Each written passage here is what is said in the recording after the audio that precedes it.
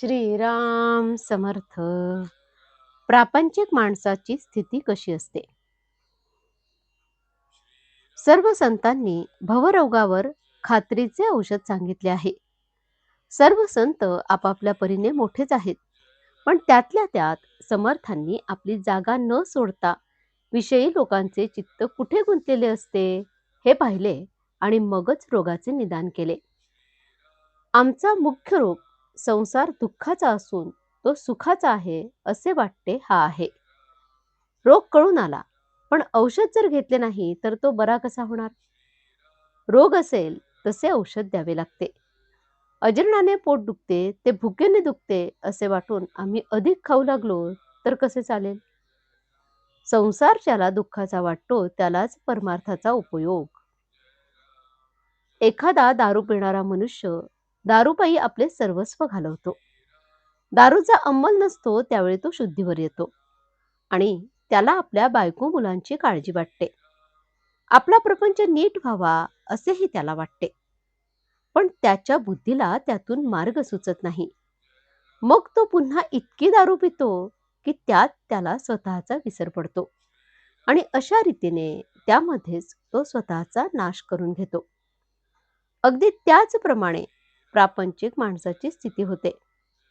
पहिल्या पहिल्याने प्रपंच बरा वाटतो, मनुष्य त्यात रमतो.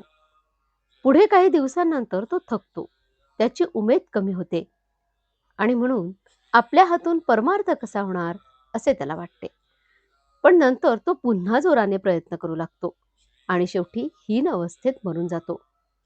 जो जगाचा घात करतो तो एका दृष्टीने बरा, कारण जग स्वतःला सांभाळून घेईल. पण जो स्वतःचा घात करून घेतो त्याला कोण सांभाळणार? तो फार वाईट समजावा.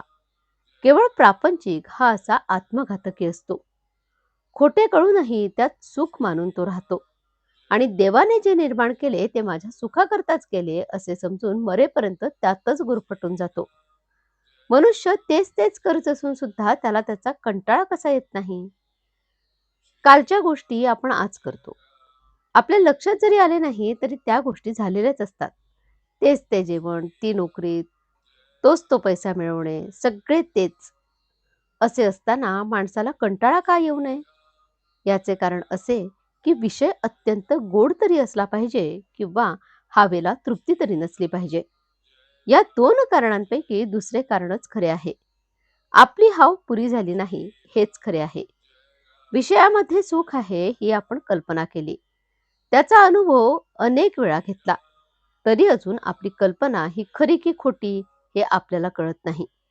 हे मात्र और आहे.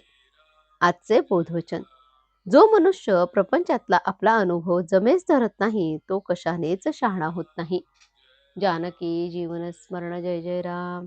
श्रीराम समर्थ.